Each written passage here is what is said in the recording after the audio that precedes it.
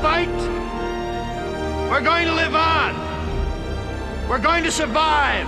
Welcome to Watch Mojo, and today we're counting down our picks for the best movie battle speeches of all time. We will only be including one speech per movie, however great the others may be. Then will he strip his sleeve and show his scars, and say, "These wounds I had on Crispin's day."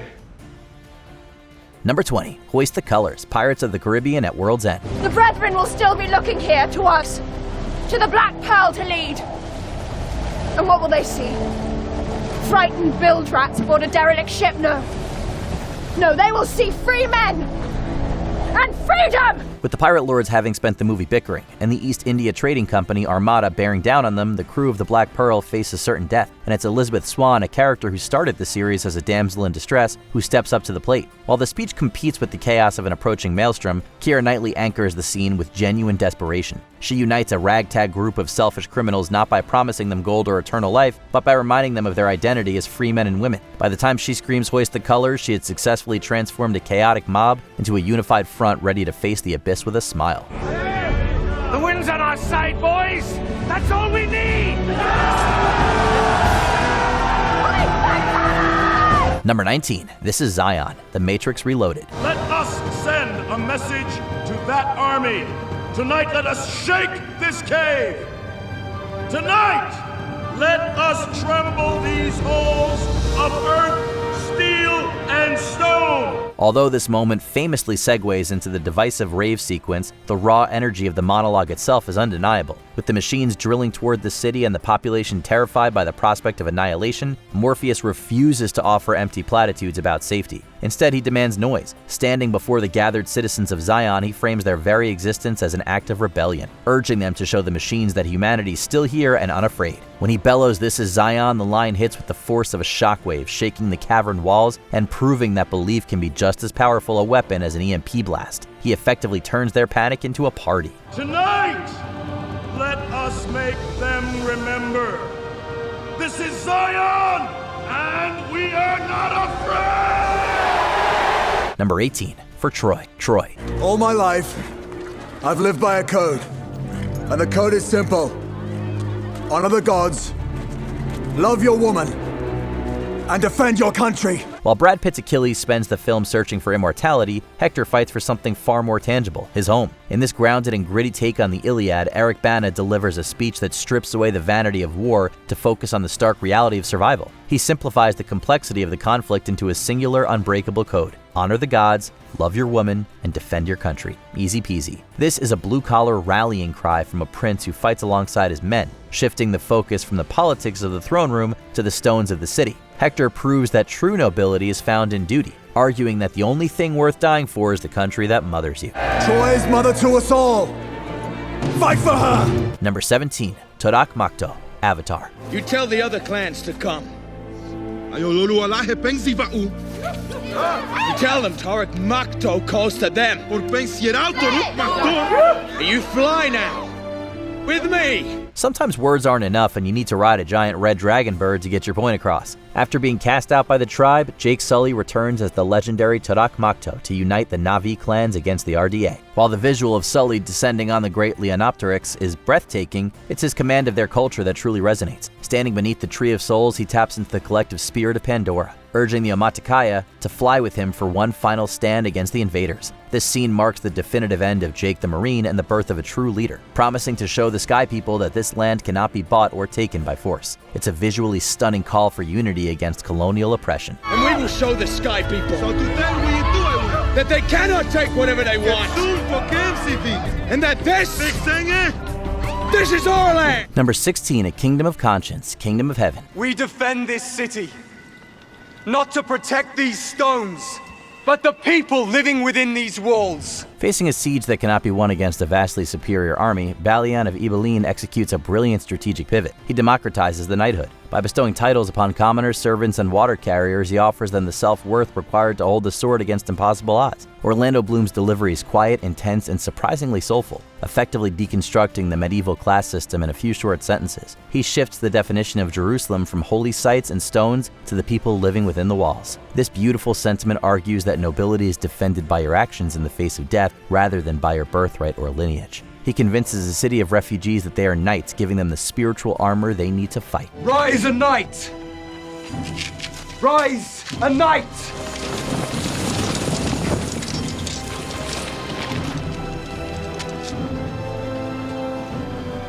Master Gravedigger.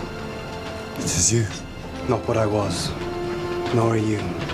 Rise a knight. Number 15, Do You Want to Live Forever? Starship Troopers. Soldiers like Private Ace Levy and Lieutenant John Rico. Come on, you apes! You wanna live forever! This line perfectly encapsulates the idea that sometimes a whole motivational speech can be delivered in one quick sentence. And yes, it also captures the satirical, hyper-violent tone of the movie. Lieutenant Rico delivers the film's most iconic line not from a podium, but from a dropship. Borrowing a famous quote from real military history, Rico screams over the roar of his army as the bay doors open, and we couldn't be more pumped. He addresses his roughnecks as apes, challenging them to hurl themselves into the meat grinder. It isn't a long monologue, but a frantic battle cry that encapsulates the Federation's grim philosophy. You're mere fuel for the war machine, so you might as well embrace it and go out like a boss. We need you all. Service guarantees citizenship. Number 14, This Ship is England. Master and Commander, the far side of the world. They mean to take us as a prize. And we are worth more to them undamaged. Their greed will be their downfall. Not every rallying cry needs to be screamed to be effective. Captain Jack Aubrey delivers an intimate address to his weary crew before their final deception against the superior French vessel, the Acheron. He focuses on identity and isolation, reminding the sailors that their vessel is the only piece of home they have left in the vast ocean. By turning a wooden frigate into holy ground, Aubrey appeals to their patriotism and sense of belonging rather than their fear or hatred of the enemy. It works. The speech trusts the intelligence of the audience, proving that quiet resolve and clear-headed leadership can be just as rousing as a passionate shout. It's a moment of calm connection before the chaos of combat begins. England is under threat of invasion. And though we be on the far side of the world, this ship is our home. This ship is England. Number 13, We Will All Come Home. We Were Soldiers. But this I swear,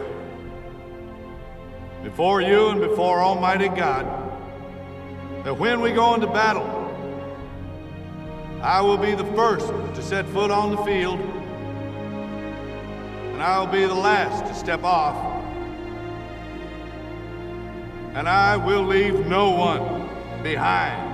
Mel Gibson's Lieutenant Colonel Hal Moore delivers a monologue that haunts the viewer with its brutal honesty. Addressing his men on a baseball diamond before deploying to the carnage of Vietnam, Moore creates a bond of trust that transcends the politics of the war. He makes a solemn vow to be the first boot on the field and the last one off. By promising to leave no one behind, whether they be dead or alive, Moore prioritizes brotherhood over victory. The speech acknowledges the tragedy of combat before a single shot is even fired, sobering the soldiers and the audience alike with the knowledge of the heavy cost that is to come. It establishes him as a father figure rather than just a commander, and in the process significantly raises the emotional stakes.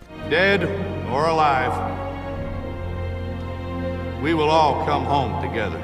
Number 12, Tonight We Dine in Hell, 300. This battle is over when I say it is over. By morning, the Immortals will surround us. The heart gates will fall. Spartans!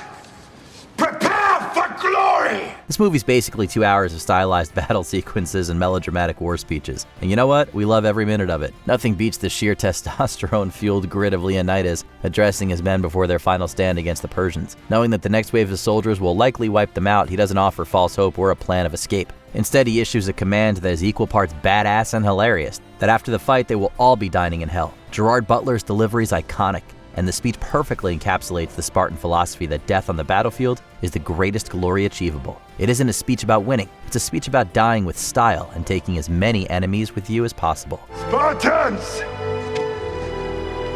Ready your breakfast and eat hearty. But tonight, we dine in hell! Number 11, Canceling the Apocalypse, Pacific Rim. At the edge of our hope, at the end of our time, we have chosen not only to believe in ourselves, but in each other. If you cast Idris Elba, you just have to hand him the microphone and let him cook. Playing Stacker Pentecost, Elba delivers the definitive blockbuster speech of the 2010s. With the Jaeger program defunded, the clock ticking, and the kaiju winning, he declares that humanity is finished hiding. The famous line is a little bit cheesy, a little bit corny, and absolutely perfect for a film about giant robots punching monsters. Elba delivers the dialogue with Shakespearean conviction, capturing the very essence of the summer blockbuster. High stakes, massive emotions, and a promise to deliver lots of bangs and blood. It captures a global spirit of resistance, making you want to strap into a drift suit yourself and punch a hole through a dimensional breach. Today we face the monsters that are at our door and bring the fight to them. Today we are canceling the apocalypse! Number 10. The Viking Prayer, the 13th Warrior. Lo, there do I see my father. Breaking into our top 10 is a moment that has found a second life in gyms and locker rooms, far outliving the box office bomb that it came from. As the Vikings prepare for certain death against the Eaters of the Dead, awesome name, they recite a rhythmic and hypnotic prayer to their ancestors. This chant reframes death not as an end, but as a reunion with long-lost family. The repetition of "Lo, there do I see my father" builds a sense of inevitable destiny, grounding the fantastical action in a deeply human desire to be remembered. It is a masterpiece of stoic acceptance, proving that peace can be found even in the center of a storm. It transforms a gruesome battle into a spiritual journey home. Lo, they do call to me. They bid me take my place among them.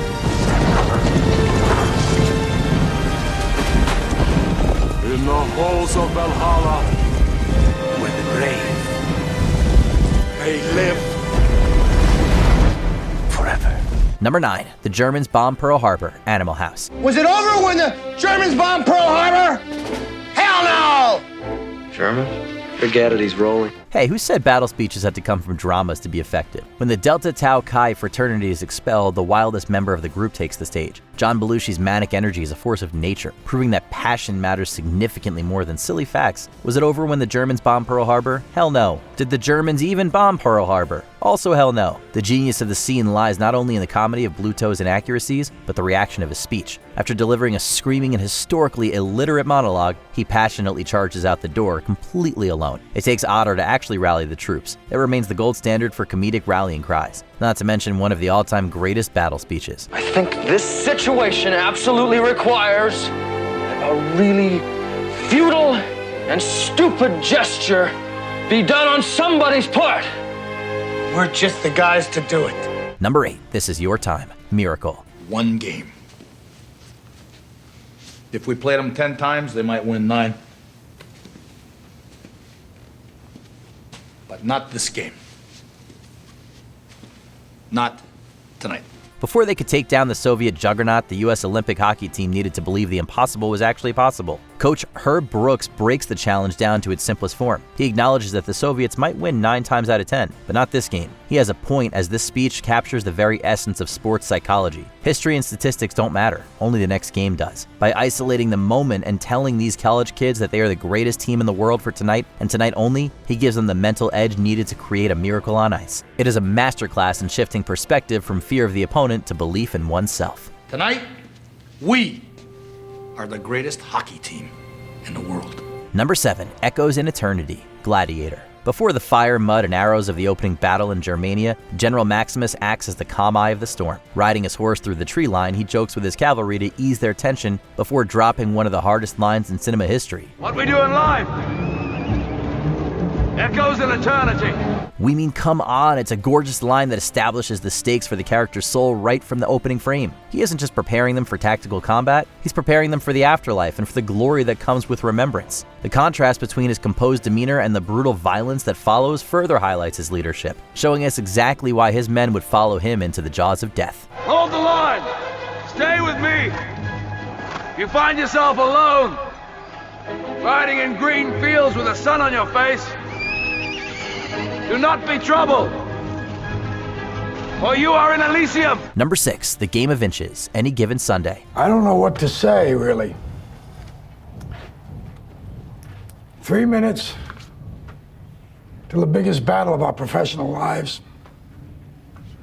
All comes down to today. Al Pacino, a locker room, and a monologue that is a masterclass in dynamics. What more could you ask for? As Coach Tony D'Amato, Pacino uses the metaphor of inches to explain life, loss, and teamwork. The speech feels gritty, exhausted, and incredibly real as he admits his own failures to inspire the team. It also follows a perfect emotional arc, starting as a weary whisper, building to a ferocious roar about clawing with our fingernails, and finally dropping back down to a quiet, piercing question. Now what are you gonna do? Now isn't that the great question indeed? This moment has transcended the movie to become the definitive metaphor for teamwork and grit, proving that victory is found in the smallest details and the strongest bonds. That's all it is. Now, what are you gonna do? Number 5, the opening monologue, Patton. All this stuff you've heard about America not wanting to fight, wanting to stay out of the war, is a lot of horse dung. Americans traditionally love to fight. All real Americans love the sting of battle.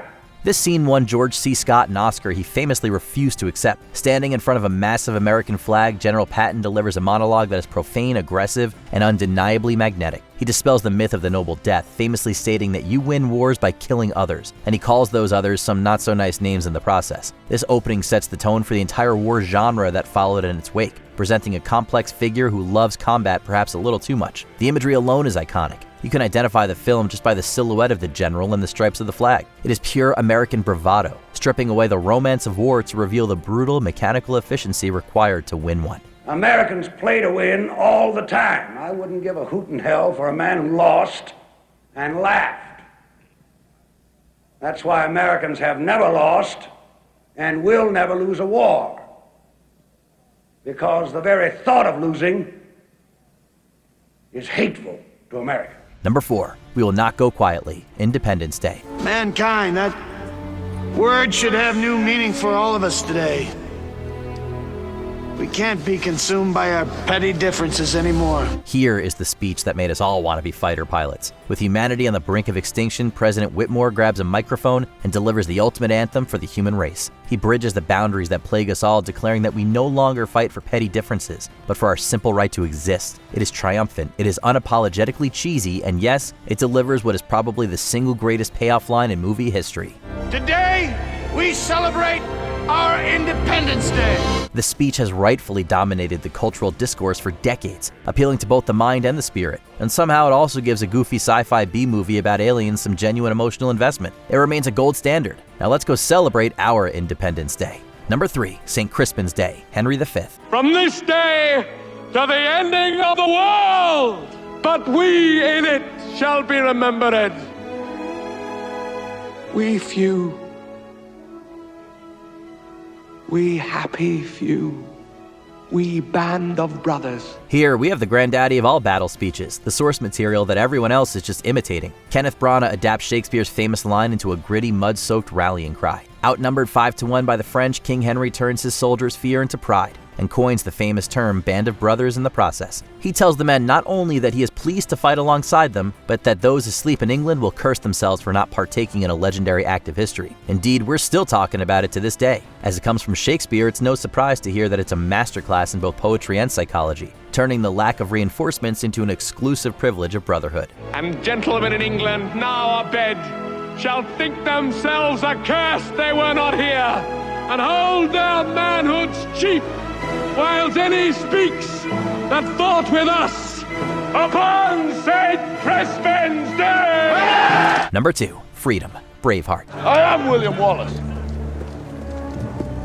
and I see a whole army of my countrymen here in defiance of tyranny. This speech launched 1,000 parodies, but absolutely nothing beats the raw intensity of the original. Mel Gibson's William Wallace rides before a terrified Scottish army and challenges their manhood, their courage, and their future. With his face painted blue, he asks the ultimate philosophical question: what is life worth without liberty? He acknowledges the reality that they will likely die, but argues that a life of submission isn't worth living in the first place. The final and famous roar of freedom captures the romantic ideal of rebellion, creating a moment of absolute cinema. It makes us want to go back in time, pick up a claymore, and charge the English lines ourselves. Wallace's speech taps into a primal desire for self-determination that resonates across the centuries. Would you be willing to trade all the days from this day to that for one chance, just one chance, to come back here and tell our enemies that they may take our lives, but they'll never take our freedom? Before we continue, be sure to subscribe to our channel and ring the bell to get notified about our latest videos.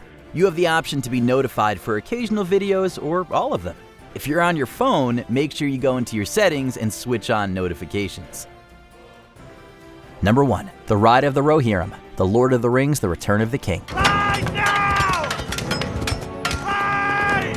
Right for ruin and the world's ending! Topping our list is the most thunderous and chill-inducing moment in movie history. No hyperbole. Facing the infinite armies of Mordor at the Pelennor Fields, King Theoden doesn't lie to his men. He knows they're on a death mission, but instead of offering false hope, he embraces the doom, calling for them to ride to the world's ending. The sight of Theoden hitting their spears and the Rohirrim screaming in unison creates a physical reaction that reminds us all of why movies are so awesome. And then they start charging. The gorgeous music swells and we can't help the tears from falling. It's a scene of such overwhelming scale and emotion that it stands unrivaled. Brotherhood, the fight for survival, the acceptance of death, the very definition of epic storytelling.